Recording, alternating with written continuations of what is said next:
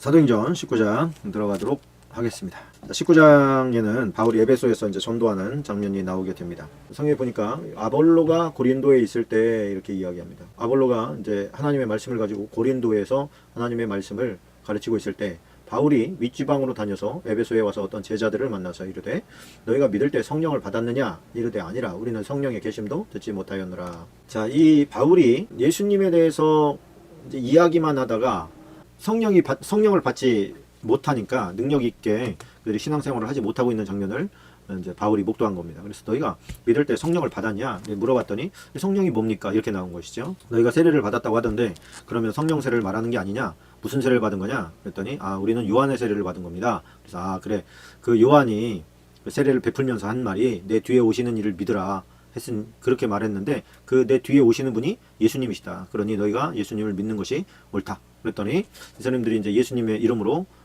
세례를 받기 시작한 거예요. 세례를 받고 또 바울이 그들에게 안수하니까 그들에게 성령이 임하시기 시작한 겁니다. 바울이 그들에게 안수하며 성령이 그들에게 임하심으로 방언도 하고 예언도 하니 모두 12사람쯤 되니라. 자, 여기도 밑줄을 좀 치고 가겠습니다. 자, 성령이 그들에게 임하였을 때 나타난 증상이 뭐냐? 동그라미, 방언, 그 다음에 예언이다. 성령이 임했을 때 대부분 드러났던 증상들이 뭐냐면 방언을 하게 됐다는 거예요. 방언을. 이제 방언 폐기론자들이 하는 얘기는 뭐냐면 무의미하다는 거예요. 무의미하다. 방언은 알아들을 수도 없고 기도를 한다고 해서 뭔가가 조금 바뀌거나 하는 것도 없더라. 무슨 의미가 있냐? 그렇게 이제 이야기를 하는데 왜 성령께서 임하셨을 때 대부분 다 방언을 하고 예언도 하느냐 말이에요. 그렇게 쓸데없는 것이면 하나님께서 왜 성령을 선물로 주시면서 더불어서 함께 온 방언이 무의미하겠어요. 말도 안 되는 것이죠. 몰라서 그러는 것이라고 생각을 합니다. 성령 받은 자의 특징이 있는데 그게 뭐다? 방언도 하고 예언도 하더라.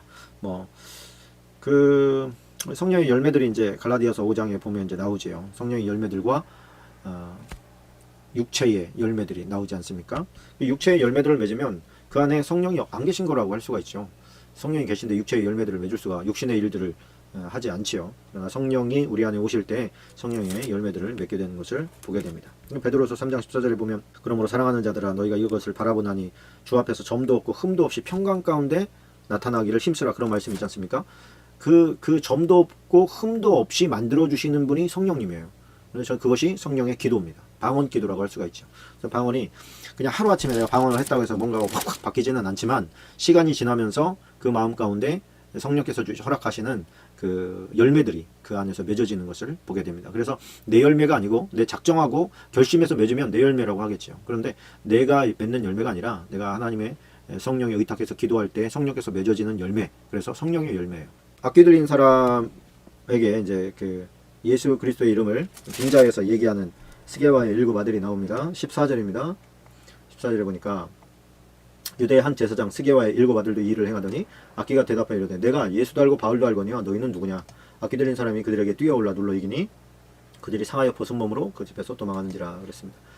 예수 그리스도의 이름을 우리가 흉내는 낼 수 있잖아요. 예수 그리스도의 자녀가 하나님의 자녀가 아니더라도 예수의 이름으로 물러가라 이런 식으로 바울이 하는 걸 보고 예수의 이름으로 물러가라 그러니까 저 악귀들이 물러가네, 나도 한번 해봐야지. 그래서 예수 이름으로 명하노니 물러가라 그랬더니 정색을 하고 귀신이 턱 들어보면서 내가 예수도 알고 바울도 아는데 너는 누구야? 그러고서 막 덮쳐가지고 오히려 옷을 벗어 던지고 도망가게 그렇게 만들었다는 겁니다. 그러니까 아무나 다 예수님의 이름을 쓸 수는 없는 것이지요. 예수님의 자녀가 하나님의 자녀가 된 자들만이 사용할 수 있는 권능이고 능력이 예수 그리스도의 이름인 줄로 믿습니다.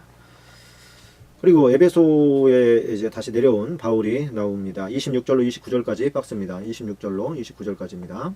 에베소에 와서 바울이 좀 곤란을 당하는 장면인데 이 바울이 에베소뿐 아니라 거의 전 아시아를 통하여 수많은 사람들을 권하여 말하되 사람의 손으로 만든 것은 신이 아니라니 이는 그대들도 보고 들은 것이라. 우리의 이 영업이라는 것은 뭐냐면 그들이 아데미, 그러니까 아르테미스 신상을 만들어서 그것을 파는 거예요. 그 아데미 신상이 상징하고 있는 것은 풍요입니다. 풍요와 타산, 생산의 신인데 이것을 만들어서 이제 판단 말이죠. 은장색이라고 하죠. 이제 은으로 조각을 해서 우상을 만들어서 파는 이제 도공도를 말하는 거예요. 엄청나게 비싸게 받은 겁니다. 그러니까 돈을 많이 벌었지요.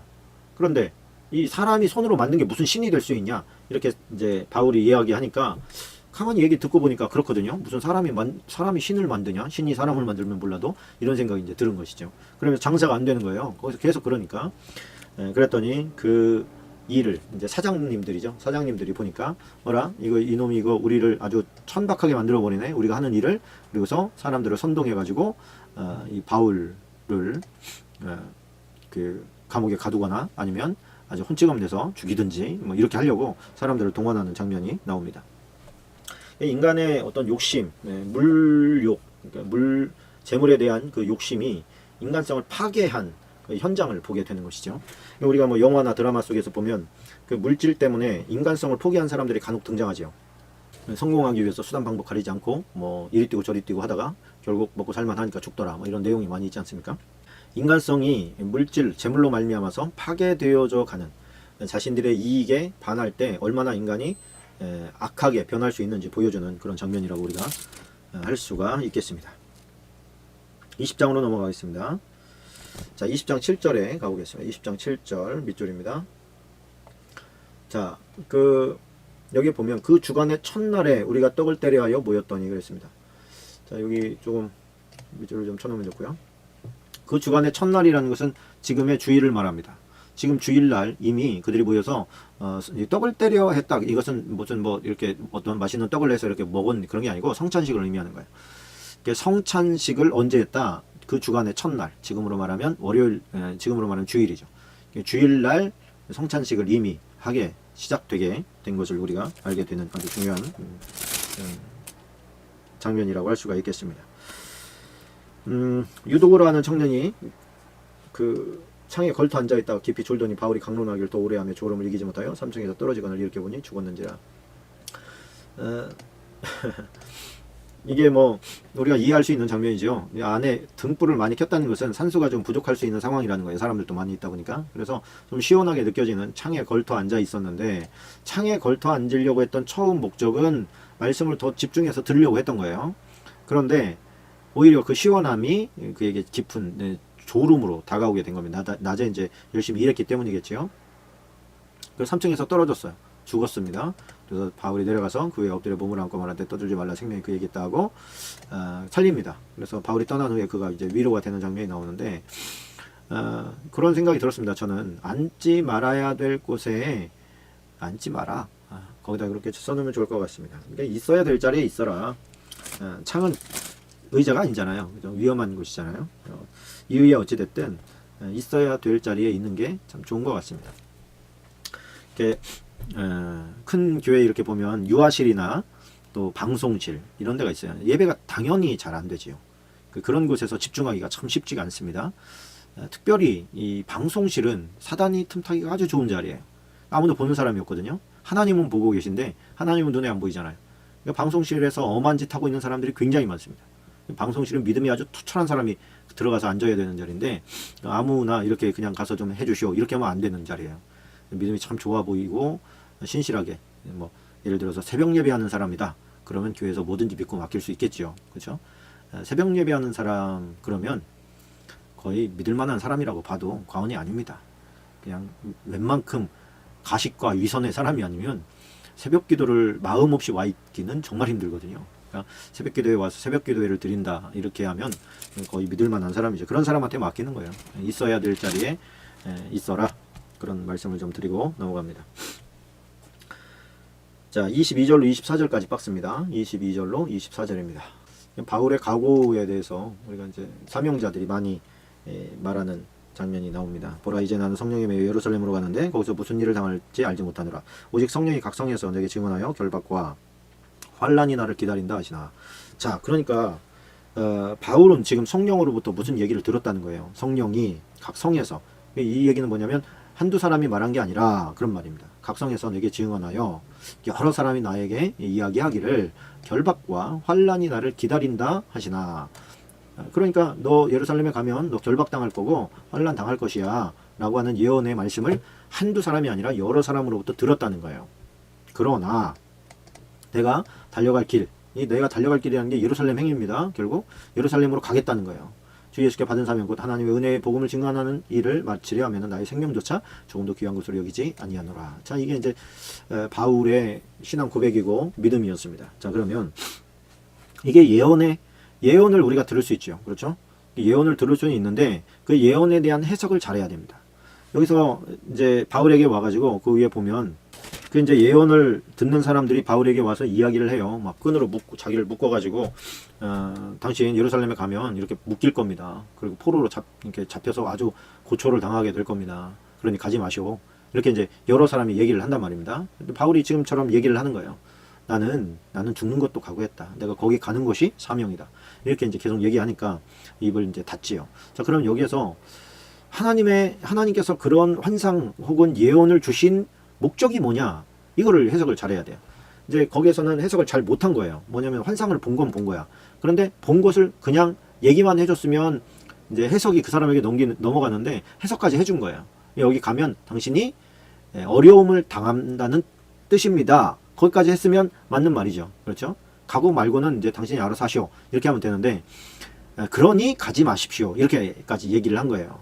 왜? 사람의 본능이라는 게 환난과 고통이 있을 것 같으면 피하는 게 그게 당연한 것이니까 당연히 그렇게 생각을 한 거예요. 근데 바울은 오히려 역으로 생각했습니다. 그래, 그럴 수 있지. 그거 안다. 그럼에도 불구하고 나는 가야 된다. 왜냐하면 내가 가야 될 그곳이 그곳이기 때문이다. 나의 사명을 완수해야 되지 않겠냐. 난 죽을 것도 각오했다. 그럼 이제 그만 말해라. 뭐 이렇게 이제 이야기하는 장면이죠. 환난과 그 핍박이 있으니까 안 간다가 아니고 만만찮은 환난이 기다리고 있다고 하니 내가 목숨 걸고 가야 되겠다.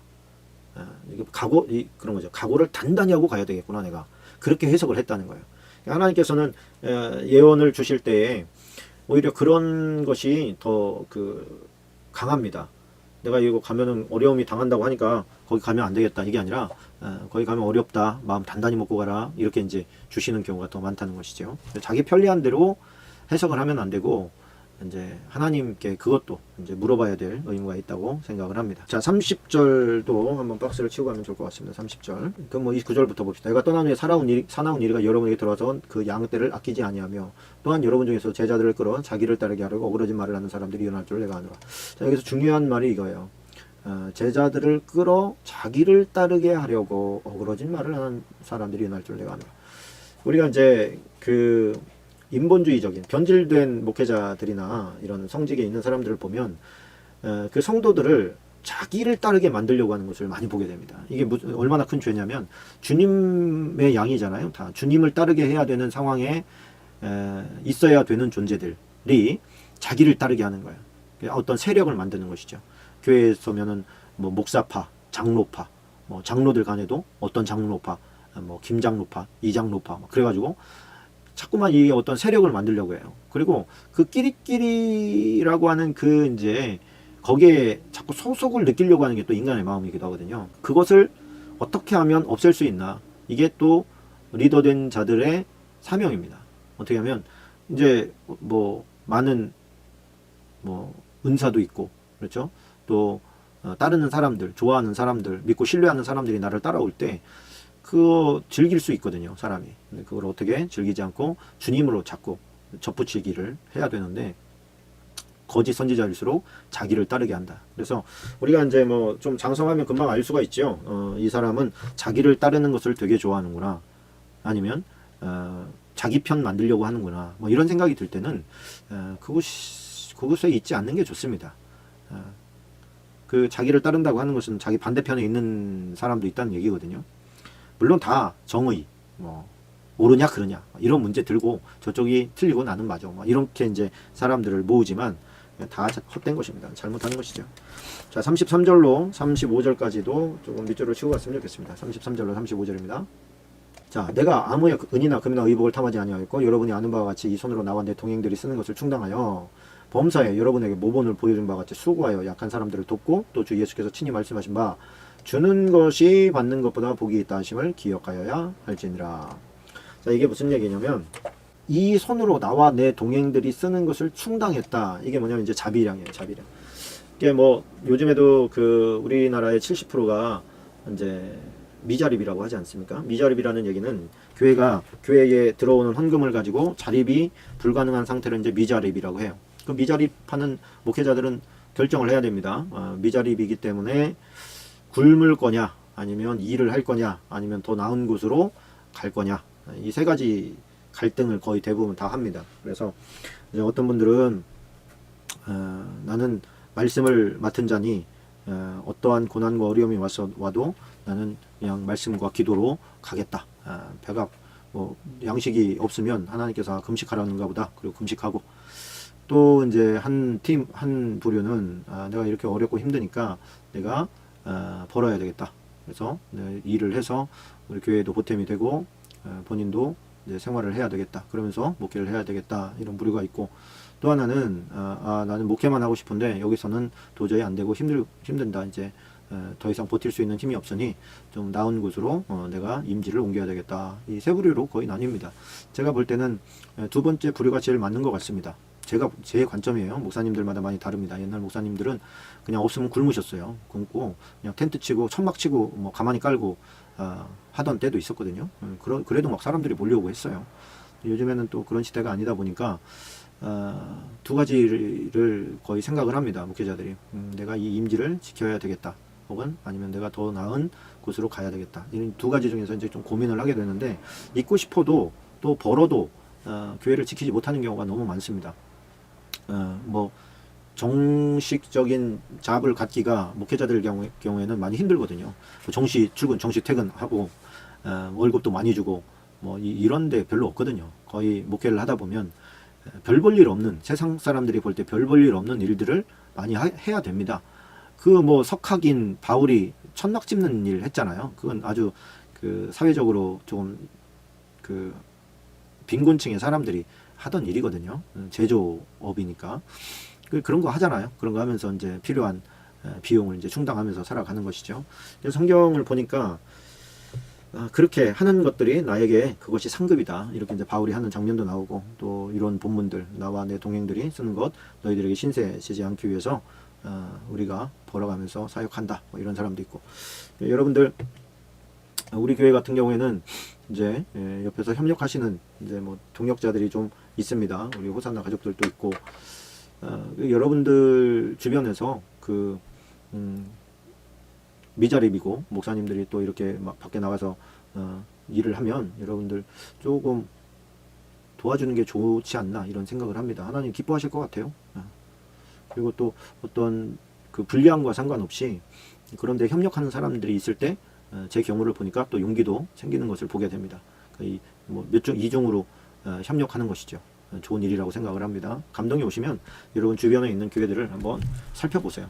작은 교회들 없는 지역이 없고, 힘들지 않은 힘든 목회자님들이 뭐 이렇게 눈 뜨고 보면 굉장히 많기 때문에 그렇게 좀 함께 사역을 좀 감당하는 것도 좋지 않나 하는 생각을 해봅니다. 21장 4절에 나와 있네요. 아까 우리가 얘기했던 대로 해석을 잘못하는 경우죠. 제자들이 찾아가서 이레를 머물더니 제자들이 성령의 감동으로 바울더러 예루살렘에 들어가지 말라 하더라. 이게 이제 당신 예루살렘에 들어가면 이제 고통밖에 없습니다. 그러니 들어가지 마십시오라고 이제 이야기하는 장면들이 나오는 것이죠. 만약에 그 말을 듣고 바울이 순종했다고 한다면, 그래, 그러면 이렇게 너희들을 통해서, 당신들을 통해서 이 고난 받는 것을 피할 길을 열어주셨구나. 그렇고 만약에 바울이 안 갔더라면 바울이 로마 행도 없었다고 봐야 되겠죠. 참 성숙할수록 해석을 잘하는 게 중요한 것 같습니다. 바울의 각오가 다시 한번 나옵니다. 12절로 14절 박스입니다. 12절로 14절입니다. 자, 우리가 그 말을 듣고 그 사람들이 더불어 바울에게 예루살렘으로 올라가지 말라 고하니, 바울이 대답하되 여러분이 어찌하여 우로 내 마음을 상하게 하느냐. 나는 주 예수의 이름을 위하여 결박당할 뿐 아니라 예루살렘에서 죽을 것도 각오하였노라. 자, 여기서 보니까 막 울며 불며 뭐 바울 가지 마십시오. 엉엉엉엉 가시면 큰일 납니다. 엉엉엉엉 뭐 이러면서 이제 붙잡았다는 거예요. 근데 바울이 단호하죠. 왜 울어가지고 나의 마음을 불편하게 하냐. 나는 당연히 결박당할 뿐 아니라 죽을 것도 각오했다. 그렇게 각오하고 가라고 당신들에게 알게 한 거야. 그렇게 이제 해석을 제대로 하는 것을 보게 됩니다. 크리스천의 삶도 마찬가지라고 생각을 합니다. 그러니까 평안을 위한 삶이 아니라 하나님의 사역을 위한, 또 사명을 위한 삶이어야지, 사람이 평안함만 추구한다고 그게 하나님이 원하시는 삶을 사는 것이라고 할 수가 없습니다. 그래서 하나님 앞에서 내가 그 평안하게 살다가 녹슬어서 없어지느니 우리가 닳고 닳아서 없어져야 되는 존재들 아닙니까? 그러니까 너무 평안한 삶만 그런 평안함만 추구하지 말고 어떤 하나님의 사명을 위해서 달릴 수 있는 깃발을 좀 주십시오라고 기도하는 것이 중요하다고 생각합니다. 자, 22장 24절로 29절까지 박스입니다. 22장 24절로 29절까지 말씀입니다. 자, 바울이 그 전에 뭐 빌립보에서는 신라와 함께 복음을 증거하다가 매를 맞지요. 신라와 함께 매를 맞고 빌립보 감옥에 갇혔다가 찬양과 기도하는 모습을 보고 또 옥터가 흔들리고 그래서 이제 그 간수의 집을 주 예수를 믿으라 그러면 너가 내 집에 구원을 얻으리라 그래가지고 빌립보 교회를 세우지 않습니까? 근데 여기에서는 바울을 이제 예루살렘으로 왔는데 정말 사람들이 아주 바울을 못 살게 구는 거예요. 그리고서 막 때려 죽이려고 하고 그래서 천부장이 바울을 이게 뭐 소란이 일어나니까 가가지고 군인들을 데리고 가서 바울을 데리고 들어옵니다. 그래서 야 도대체 무슨 일이냐? 그 이유를 알게 좀 그 채찍질 좀 해봐. 그러고서 신문해라. 옛날에는 그냥 때려서 밝히는 이런 방법들을 취했잖아요. 채찍질해서 신문해라 이렇게 했더니 가죽줄로 이제 바울을 맬 때 바울이 이렇게 이야기합니다. 백부장들이 이르되 너희가 로마 시민 된 자를 죄도 정하지 아니하고 채찍질할 수 있느냐? 자, 요 말이 굉장히 중요한데 이건 무슨 말이냐면 로마 시민은 정당한 재판 없이 만약에 가죽줄로 묶거나 채찍질을 묶기만 해도 죄가 가볍지 않습니다. 채찍질까지 하려고 했다는 모습을 딱 듣고 나 로마 사람인데 지금 재판 없이 이렇게 하는데 너네들 법은 아냐? 이렇게 이제 이야기를 한 거예요. 백부장이 듣고 천부장에게 전하 이르되 어찌하려 하느냐? 이는 로마 시민이라. 이거는 이제 천부장의 직위가 박탈될 수도 있는 아주 굉장히 무거운 실수를 한 겁니다. 천부장이 와서 바울에게 말하되 내가 로마 시민이냐? 내게 말하라. 이르되 그러하다. 천부장이 대답하되 나는 돈을 많이 들여서 이 시민권을 얻었노라. 샀다 이거죠. 바울이 이르되 나는 나면서부터야. 이렇게 얘기한 거예요. 신문을 하던 사람들이 곧 그에게서 물러가고 천부장도 그가 로마 시민인 줄 알고 또 그 결박한 것 때문에 두려워하니라. 자, 어떤 때는 시민권을 사용하지 않고 또 이런 경우에는 바울이 시민권을 사용합니다. 나 로마 시민권인데 시민권자인데 나 재판도 없이 지금 나를 묶었어? 그리고 채찍질 하려고? 이렇게 이제 얘기했더니 천부장이 아주 곤란한 상황에 처하게 된 겁니다. 이런 로마 시민권에 대한 그 힘이 파워가 엄청났거든요. 근데 그거 지금 법대로 하지 않고 법을 집행하는 사람인데 법대로 하지 않고 로마 시민을 막 마음대로 묶고 채찍질 하려고 했다는 것만 가지고도 이력에 데미지가 가는 거예요. 그러니까 바짝 긴장한 것이. 이게 이제 내 권리를 어떤 때 쓰고 어떤 때 쓰지 않을 거냐 그런 거 있지 않습니까? 예를 들어서 내가 좀 학식이 있어요. 굉장히 큰 좀 뭐 지적 소유자라고 하십시다. 학벌의 소유자. 근데 뭐 교회 가가지고 그런 거 얘기할 필요 없잖아요. 그러나 어떤 하나님의 사역을 위해서 어떤 하나님의 일을 위해서 나의 학벌이 필요하다. 그럴 때는 나가서 이제 이야기할 수 있는 것이죠. 그건 어떤 자랑을 위해서가 아니라 하나님의 영광을 위해서 드러내는 것이니까 나는 어떤 자격이 있습니다. 내가 부족하지만은 어떤 일들을 할 수 있습니다. 이건 교만하자고 하는 게 아니잖아요. 하나님의 어떤 거룩한 일을 함께 하자는 뜻이니까 요즘 시대로 치자면 그렇다는 겁니다. 그래서 나의 어떤 자격 혹은 내가 가지고 있는 특권 또 내가 할 수 있는 달란트 이것을 자랑하기 위한 것이 아니라 지금 뭐 바울이 자랑하자고 하는 게 아니잖아요. 그러나 지금 가서 할 것도 못하고 지금 잡힌 상태로 지금 잘못하면은 큰일 나게 생겼거든요. 그러니까 사명을 위해서는 자기의 특권을 발휘를 시키는 것이죠. 그래서 또 협력해서 선을 이루는 것이 중요하다고 생각을 합니다. 그리고서 이제 천부장이 배려를 해줍니다. 그 로마 시민권자를 함부로 건드렸잖아요. 그러니까 그 만회를 해야 되잖아요. 그래서 뭐를 원하시오? 이렇게 했더니 나 저 사람들한테 얘기 좀 하게 해달라. 그랬더니 한번 해보시오. 이렇게 이제 배려를 해준 거예요. 그래서 공회를 주목하여 이르되 여러분 형제들아 나 오늘까지 범사의 양심을 따라 하나님을 섬겼다. 이렇게 얘기했더니 대제사장 아나니아가 바울 곁에 서 있는 사람들에게 그 입을 치라. 이렇게 말한 거예요. 요즘으로 치면 주둥이를 쳐라. 이렇게 한 것이죠. 근데 바울이 이르되 이 회칠한 담이여 하나님이 너를 치시리로다. 네가 나를 율법대로 심판한다고 앉아가지고 율법을 어기고 나를 치라 하느냐? 여기 율법을 어겼다. 이게 중요한 거죠. 동그라미. 무슨 얘기냐면 율법에도 죄가 확정되지 않은 상태에서 폭력을 가하는 것을 엄격하게 규제하고 있습니다. 근데 지금 입을 치라는 거잖아요. 그러니까 지금 아직 옳고 그름이 판결이 나지 않은 상태에서 지금 율법대로 판단하려고 앉은 재판관이 율법을 어기고 처벌을 하라고 하니까 바울이 지금 휙 승진이 난 겁니다. 그래가지고 얼마나 이게 가말리엘의 문화생인데 얼마나 율법에 빠삭히 알아요. 그러니까 금방 율법을 어겼다는 거 금방 안 거예요. 그래서 막 오히려 큰 소리를 치죠. 이 위기를 이렇게 이제 벗어나게 됩니다.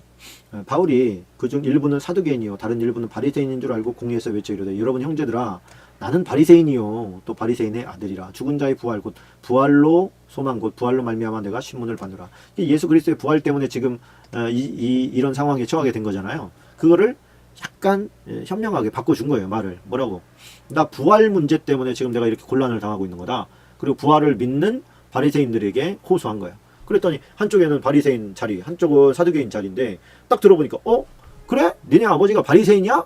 그리고 너 바리새인의 문화생이었어? 그러면 우리가 네 편 돼줘야지. 그러고서 막 둘이 다툼이 생겼어요. 그래가지고 바리새인으로 말미암아서 위기를 모면하게 되는 그런 장면이 나오게 됩니다.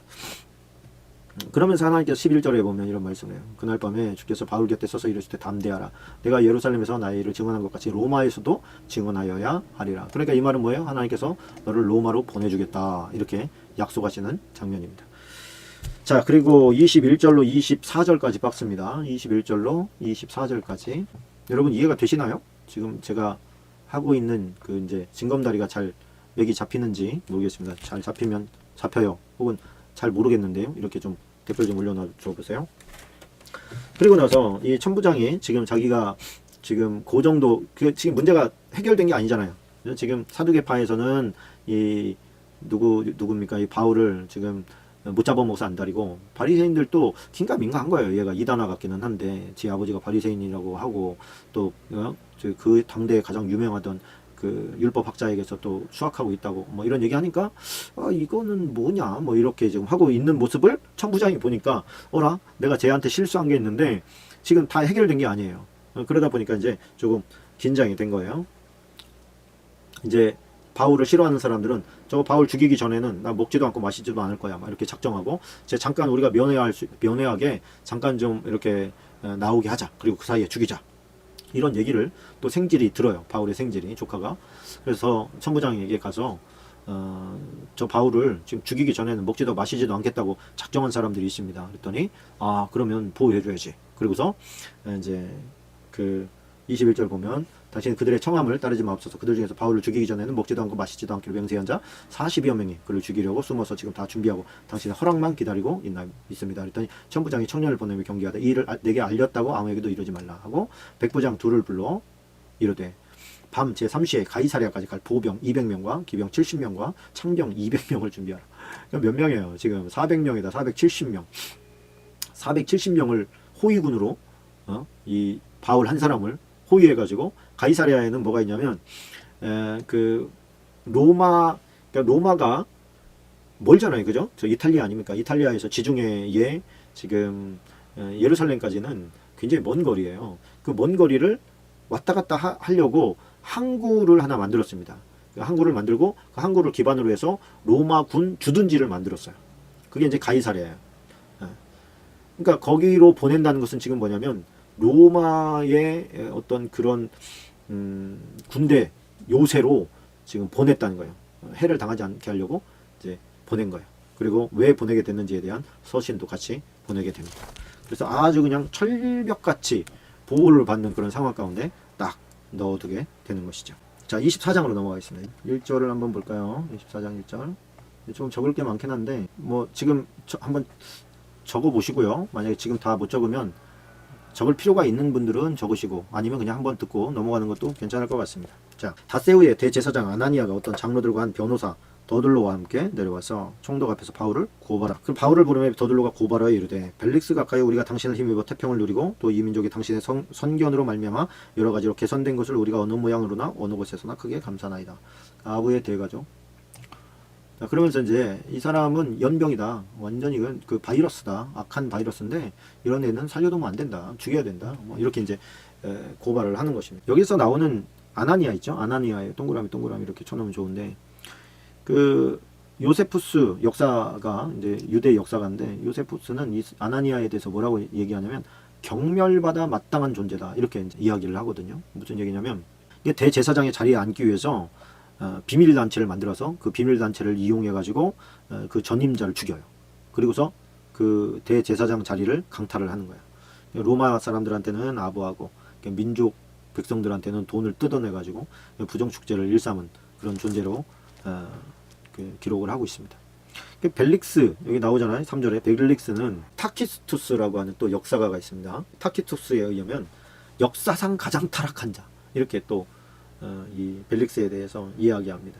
최상급 악당이다. 돈의 욕심이 가장 많고 비열하고 쌍스럽고 무능하다. 이 벨릭스의 형이 팔라스라고 하는 사람이 있거든요. 이 사람 좀 연구를 해보면 재밌는데 이 사람은 이제 노예 출신이에요. 노예인데 이제 로마의 황제 글라우디우스한테 그게 뭔지는 모르는데 못된 장난을 가르쳐줘가지고 못된 장난 놀이를 가르쳐줘가지고 이 황제한테 인정을 받아요. 그래가지고 해방 노예가 됩니다. 해방 노예가 되면서 이제 황실에 있는 사람들 타락한 사람들에게도 이게 못된 장난들을 가르쳐 주면서 이러면 재밌습니다. 참 재밌습니다. 막 이러면서 그게 못된 장난이라는 게 이제 거의 대부분 노예나 뭐 누군가를 이렇게 죽이거나 뭐 이렇게 하면서 즐기는 유희였던 것 같아요. 그래서 그러니까 타락한 오락의 황제가 됩니다. 타락한 오락을 제공하는 대가로 로마에 뭐 돈이 넘쳤으니까 돈을 막 끌어모은 거예요. 엄청 끌어모았는데 자기 출신은 노예거든요. 그러다 보니까 그 많은 돈을 가지고 직급을 사요. 사서 나 유대 총독으로 가게 해주시오. 그래가지고 이제 막대한 돈을 주고 그 총독의 자리를 사요. 사서 뭐 하겠어요? 백성들을 위해서 정치하겠습니까? 또 뇌물을 엄청나게 받아들이는 거예요. 뇌물 받는 재미로 사는 거예요. 에휴, 그래서 그에 대해서 이제 평가하기를 왕의 권력을 노예의 정신으로 사용한 자다 이렇게 이제 평가를 합니다. 뭐 여기에 나오는 대부분의 사람들이 전부 다 뭐 드루실라도 뭐 친언니하고 친오빠가 남매가 막 결혼을 하고 뭐 이런 사람들인데 그 의롭고 정직한 판단을 기대할 수 없는 그런 상황 속에서 괜찮은 바울 한 사람이 딱 서 있는 거예요. 나머지는 전부 다 개떼들 같은. 과연 잘 판결이 되겠습니까? 근데 바울에게는 성령님이 함께하고 계셔. 성령님이 함께할 때는 아무리 그런 들깨 같은 뜯어 먹으려고 하는 사람들이 많아도 보호받는 줄로 믿습니다. 24절로 26절까지 박습니다. 24절로 26절. 자, 수요일에 벨릭스가 그 안에 유대 여자 드루실라와 함께 와서 바울을 불러 그리스도 예수 믿는 도를 듣거늘 바울이 의와 절제, 장차 오는 심판. 이거 벨릭스가 제일 두려워하는 일이거든요. 하나도 없어요. 이 사람이 갖춘 게. 두려워하여 대답하여 지금은 가라. 내가 틈이 있으면 너를 부르리라. 이게 이제 구원받지 못하는 사람들의 미련한 행보입니다. 나중에 하지 뭐 이런 거죠. 나중에 하지. 나중에 믿지. 나중에 교회 가지 뭐 이런 거. 그런 기회가 다시 오지 않게 됩니다. 그래서 그러면서 또 바울에게 돈을 받을까? 뇌물 받을까? 해서 왜? 바울을 보니까 어라 그 이제 소위 크리스천들이 많이 와서 이렇게 만나기도 하고 그런단 말이에요. 사람들이 왕래가 많은 거 보니까 뭐 돈을 좀 쟤네들이 모아서 갖고 올 만한데 그러면서 이제 계속 기다리고 있었던 것이죠. 근데 뭐 전혀 그러지 않죠. 자, 25장으로 넘어갑니다. 25장 9절로 12절. 25장 9절로 12절 박습니다. 자, 베스도가 유대인의 마음을 얻고자 하여 바울들로 묻되 내가 예루살렘에 올라가서 이 사건에 대하여 내 앞에서 신문을 받으려느냐? 바울이 이르되 내가 가이사의 재판자리 앞에 섰으니 마땅히 거기서 신문을 받을 것이라. 당신도 잘 아시는 바와 같이 내가 유대인들에게 불의를 행한 일이 없나이다. 만일 내가 불의를 행하여 무슨 죽을 죄를 지었으면 죽기를 사용하지 아니할 것이나 만일 이 사람들이 나를 고발하는 것이 다 사실이 아니면 아무도 나를 그들에게 내줄 수 없나이다. 내가 가이사께 상소하노라 한데 베스도가 배석자들과 상의하고 이르되 내가 가이사에게 상소하였으니 가이사에게 갈 것이니라. 자, 여기서 베스도라고 하는 사람이 나옵니다. 이 사람이 누구냐면 벨릭스의 후임자예요. 벨릭스의 후임자가 이제 오게 된 거예요. 그랬더니 이제 그 벨릭스는 편해졌죠. 이제 베스도가 후임자가 왔으니까 모든 걸 다 위임시키고 이제 마른 거예요. 근데 후임자가 와서 하는 게 뭐겠어요? 수도인 예루살렘에 가서 인사도 하고 뭐 이래야 되지 않겠습니까? 그래 가서 이제 그 예루살렘 한번 이렇게 둘러봤는데. 거기에 있던 유대 지도자들이 이렇게 얘기하는 거예요. 당신이 새로운 총독인가 보구려. 그렇지. 그 가이사랴에 그 바울이라는 사람 있지 않습니까? 그 사람 우리한테 좀 보내주면 우리가 좀 당신한테 협조 모드로 가줄 수가 있습니다. 그래? 뭔 죄를 졌어? 아주 나쁜 놈입니다. 아주 독한 놈인데 그놈만 내주면 하여튼 당신한테 좀 호의적으로 잘 해줄 수 있을 겁니다. 이렇게 얘기를 하는 거예요. 그러니까 자존심 상하잖아요. 좀 로마의 총독인데 지금 저것들이 나를 가지고 간을 보려고 하네? 이런 마음이 있으니까 뭐 걔에 대해서 들은 게 없으니까 나중에 한번 와. 그리고서 이제 내려왔단 말이에요. 내려와가지고 바울을 불러요. 바울을 불러서 네가 도대체 뭐냐? 뭐 때문에 이렇게 쟤네가 너를 원하는 거냐? 그리고 이제 물어봅니다. 근데 율법이나 성전 이런 얘기만 나오는 거예요. 형사건도 아닌 것 같은데 이건 니네 종교 문제잖아. 이런 것 때문에 왜 사람들이 너를 자꾸 달라고 하는 거야? 근데 또 한편으로 생각할 때는 얘를 넘겨주는 게 앞으로 정치의 행보를 해 나가는데 굉장히 유익할 것 같거든요. 그래서 수를 쓴 거예요.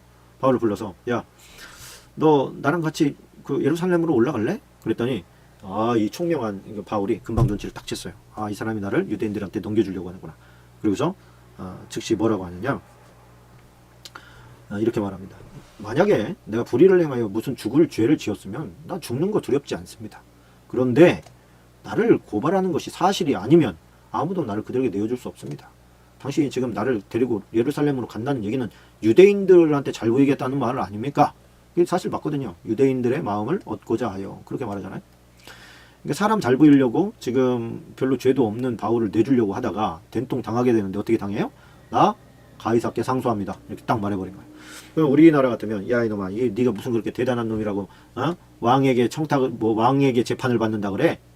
이렇게 했을 텐데 로마 시민권자의 장점이 그거예요. 로마 시민권자는 나는 황제에게 재판받을래? 그러면 가야 돼. 그 말에 책임을 져줘야 돼. 그건 법을 너무 잘하는 거예요. 그러니까 나 가이사께 상소하렵니다. 가이사가 올 수는 없잖아요. 걸려. 그러니까 로마까지 보내서 정식 재판을 받게 해줄 비용이며 이런 것들을 다 거기서 대줘야 되는 거예요. 그래서 이 본문을 보면서 제가 참 느낀 게 많습니다. 뭐냐면 사람의 마음을 얻으려고 불의를 행해서는 안 된다는 거예요. 거기다 써놓으세요. 사람의 마음을 얻으려고 불의를 저지르지 말자. 두 번째는 잔머리는 안 쓸수록 좋다. 잔머리를 좀 썼다가 지금 된통 당한 거거든요. 바꾸지도 못해요. 지금 내가 그냥 없던 걸로 하자. 내가 너 풀어줄게. 이렇게도 못하는 거. 그렇게 되면 유대인들한테 할 말이 없어지죠. 뭐라고 자기가 지금 쓰다가 꼬랑지 내린 것밖에 안 되니까 풀어주지도 못하는 거예요. 더 일이 커져버리게 된 거예요. 가이사에게 로마 황제에게 지금 상소를 하겠다 그래서 그래 그러면 가이사에게 가서 재판 받아라. 그렇게는 했는데 죄목을 뭐라고 적을? 황제가 볼 때는 야 베스도 너 지금 이런 일도 해결을 못 해가지고 지금 나한테 보낸 거야 얘를? 이렇게 되면 이거 파직시켜. 이렇게 될 수 있는 충분한 가능성이 있거든. 그냥 아무것도 아니잖아요 지금 보면. 풀어줬으면 끝날 문제인데 그걸 가지고 황제에게 상소하게 했다. 이건 본인에게 얼마나 큰 창피입니까? 그래서 이제나 저제나 보내긴 해야 되는데 이거 뭐라고 써서 보내야 될지 골치 아픈 거예요 지금. 마침 그러고 있을 때 아그리빠 왕과 버니게가 그곳에 베스도에게 문안차 옵니다. 신임 총독이니까 딱 왔는데 베스도가 바울의 일로 왕에게 이렇게 말합니다. 벨릭스가 한 사람을 내게 구로하여 두었는데 그러니까 나에게 넘겨 주었는데 내가 예루살렘에 있을 때 유대인 대제사장들과 장로들이 그를 고소하여 정죄하기를 청하기에 내가 대답하되 무릇 피고가 원고들 앞에서 고소사건에 대해 변명할 기회가 있기 전에 내주는 것은 로마 사람의 법이 아니라 하였느라. 이건 자기 변명을 하는 거예요. 원래 이렇게도 안 했는데. 그러므로 그들이 나와 함께 여기 오면 내가 지체하지 아니하고 이튿날 재판자리에 앉아 명하여 그 사람을 데려왔으나 원고들이 내가 짐작하던 것은 악행은 하나도 제시하지 아니하고 자기들의 종교 예수라는 이가 죽은 것을 살았다고 바울이 주장하는 그 일에 관한 문제를 고발하는 것뿐이다. 내가 이 일에 대하여 어떻게 심리할지 몰라서 바울에게 묻되 예루살렘에 올라가서 이 일의 신문을 받으려느냐? 원래 이런 목적은 아니었어요. 그죠? 유대인들에게 잘 보이려고 했던 건데 지금 분봉왕이죠. 분봉왕 앞에서 얘기는 자기 유리하게 하는 거예요. 바울이 황제의 판결을 받도록 자기를 지켜주기를 호소하므로 내가 그를 가이사에게 보내기까지 지켜두라 명하였다. 완전히 가증스럽지 않았습니까? 자기 유리한 대로 막 한 거죠. 근데 문제는 뭐예요? 황제에게 상소했어요. 보내기로 결정을 했는데 황제께 확실한 사실을 아뢰을 것이 없다는 거예요. 상소할 자료가 없는 거예요. 뭐 때문에 내가 해결을 못해서 왕에게 올려보냅니다. 이런 좀 웬만큼 어려운 문제여야지. 말도 안 되는 너무나 심플한 이것도 해결을 못한다고 왕에게나 찍힙니다. 이런 거. 그랬더니 그럼 바울의 말을 한번 들어봅시다. 내가 이유야 찾으면 될 거 아닙니까? 그래서 한번 들어보게 된 거예요. 딱 들어보니까 26장에서 26장 24절로 29절까지 박스를 치고 가십시다. 6장 24절로 29절 24절부터 29절까지 박습니다. 자, 바울이 이같이 변명하면 베스도가 크게 소리내어 이르되 바울아 네가 미쳤구나. 내 많은 학문이 너를 미치게 했구나. 바울이 이르되 베스도가 가요 내가 미친 것이 아니요 참되고 온전한 말을 하는 겁니다. 왕께서는 이 일이 아시기로 담대히 말하는 겁니다. 선지자 믿으시지요? 믿는 줄 압니다. 왜 그러냐면 이 사람은 지금 유대에서 왔거든요. 유대에서 가말리엘의 밑에서 지금 학문을 했다고 하면 보통 똑똑한 게 아니에요. 엄청나게 똑똑한 거예요. 그래서 이렇게 말한 거야. 많은 학문을 미치게, 네가 너무 공부를 미치도록 많이 해가지고 지금 머리가 이상하게 됐구나. 이렇게 얘기를 하는 거예요. 그런데 나는 오늘 내가 결박된 거 외에 다 나와 같이 되기를, 나와 같은 상태가 되기를 나는 간절히 하나님께 원합니다. 이렇게 얘기했더니 왕이 이 사람은 이거 사형이나 결박을 당할 만한 행위가 없지 않소. 이렇게 얘기를 하는 거예요. 곤란하게 됐네. 이거 그냥 석방될 수도 있을 뻔했는데 상소를 했으니 어떻게 하겠어? 가야지, 보내야지. 그리고서 이탈리아죠. 이제 로마에 가기로 작정이 됐어요. 그리고 바울과 다른 최소 몇 사람을 아우구스토대에 아우구스토라는 것은 아우구스투스를 말하는 거예요. 아우구스투스의 부대에 백부장 율리오라는 사람에게 맡겨서 항해를 하게 됩니다. 이게 1절 박스입니다. 1절. 27장 1절. 근데 이때 이제 그 항해를 합니다. 이때가 달수로 치면은 10월입니다. 10월. 지중해는 10월이 넘어가면 풍랑이 심해져서 항해할 수가 없어요. 그래서 로마 해상법은 5월 26일부터 9월 14일까지를 항해해도 좋다. 항해 안전기간이고 11월 10일부터 3월 10일까지는 완전히 배 움직이지 마. 이렇게 해상법으로 금지를 시켰어요.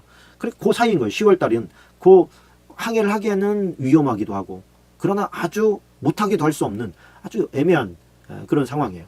그 11월 10일부터는 아예 그냥 파도가 너무 심하기 때문에 아예 전부 항해를 못하게 만들어 버리는. 그래서 이제 가다가 막 14절에 보니까 유라굴로를 만나죠. 유라굴로. 얼마 안 돼요. 섬 가운데로부터 유라굴로라고 하는 광풍이 크게 일어나니. 유라굴로의 뜻이 광풍이에요. 광풍. 돌풍. 그래서 뭐 사람이 배에 밀려서 막 떠내려고 합니다. 뭐 전혀 뭐 어떤 컨트롤이 불가능하죠. 그래서 이 제목으로도 설교들을 목사님들이 많이 하십니다. 인생의 유라굴로 뭐 이렇게 타이틀을 잡아가지고 인생의 바다에서 우리가 컨트롤할 수 없는 상황을 만나게 된다.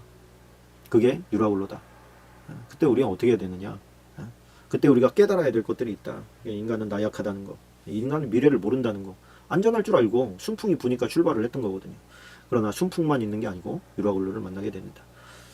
근데 여기서 유연한 한 사람이 있으니 그게 바로 바울 아닙니까? 하나님의 말씀을 듣고 두려움을 물리칩니다. 바울 때문에 276명이 구원받는 역사가 일어나게 되는 것이죠. 마지막 28장 1절로 6절까지 보겠습니다. 28장 1절로 6절입니다. 가다가 이 광풍 때문에 한 섬에 닿게 됩니다. 그 섬의 이름은 멜리데예요. 그래서 이제 간신히 배는 다 부서지고 이제 사람만 간신히 나왔는데 원주민들이 특별한 동정을 했어요. 불쌍히 여겨졌다는 얘기예요. 불을 피워서 다 영접했어요. 바울이 추우니까 나무 한 묶음을 걷어서 불에 넣었더니 독사가 나와서 그 손을 물었습니다. 그래서 원주민들이 볼 때, 야, 이 독사한테 물리면 죽는데, 당신은 바다에서 건짐은 받았는지 모르지만 공의가 당신을 살지 못하게 하는구만. 당신은 죄인이 틀림없어. 그러고서 언제 죽나 그러고 봤는데 안 죽어요. 독사를 불에 떨쳐 버렸어요. 근데 쓰러질 줄 알았는데 안 쓰러져. 그러니까 어떻게 돼요? 야, 오히려 신이 왔구나, 내려왔구나, 이렇게 생각을 바꾸게 됩니다. 그리고 그 섬에 있는 섬 사람들을 이제 복음화 시킵니다. 그것도 하나님의 섭리라고 할 수가 있지요. 그리고 16절에 가보면 우리가 로마에 들어가니 바울에게는 자기를 지키는 한 군인과 함께 따로 있게 허락하더라.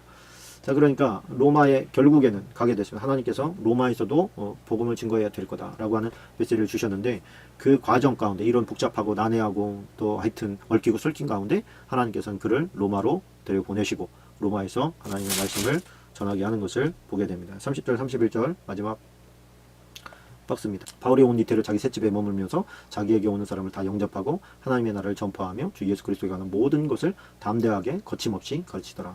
자, 이때까지만 하더라도 로마에 도착을 했을 때 로마에는 이미 성도들이 있었습니다. 그러나 말씀에 대한 기반이 전혀 없었어요. 그 말씀을 어떻게 믿고 어떻게 받아들이고 어떻게 배워야 되는지에 대해서 지식이 없었기 때문에 근데 그 기틀을 다지는 굉장히 중요한 이 과정을 지금 한 거예요. 그리고 로마서로 넘어가게 되면 복음에 대한 굉장히 철학적이고 깊이 있으면서 논리적인 로마 사람들의 지식 수준, 헬라적 사고에 아주 적합하게 잘 구조적으로 정립된 그들을 위한 복음서, 로마서를 이제 로마서와 자연적으로 이렇게 이어지게 됩니다. 그러니까 로마서는 나중에 뭐 다음 그 목요일날 하겠습니다만, 로마서는 히브리적 사고와 헬라적 사고와 절충이 아주 잘 기록된 책이라고 할 수가 있습니다. 로마에 있는 사람들을 위해 썼기 때문에 히브리적 사고보다는 로마인들에게 더 최적화된 복음서라고 할 수가 있습니다. 그래서 우리가 문화적 토양이 너무 다르면 이게 잘 안 와닿거든요. 그런데 로마서 같은 경우에는 아주 그들이 학식도 높고 또 받아들이는 그런 어떤 그 스케일도 다르고 컸기 때문에 거기에 아주 잘 적용되어진 그런 뭐 성경 중에서 대학 교과서라고 할 만큼 굉장히 잘 구성되어진 그리고 기록되어진 말씀이라고 할 수가 있습니다. 로마서가 그렇다는 얘기예요. 오늘 어떻게 그래도 생각보다 조금 더 나갔습니다. 사도행전 28장까지 나가게 되었네요. 기도하고 마치도록 하겠습니다. 좋으신 주님 고맙습니다. 사도행전을 마쳤습니다. 바울과 같은 사명자의 삶 저희도 살게 도와주옵소서. 감사함으로 잘 감당할 수 있도록 우리에게 지혜를 주시고 좋은 파트너들을 연결시켜 주시옵소서. 예수님의 이름으로 기도합니다. 아멘.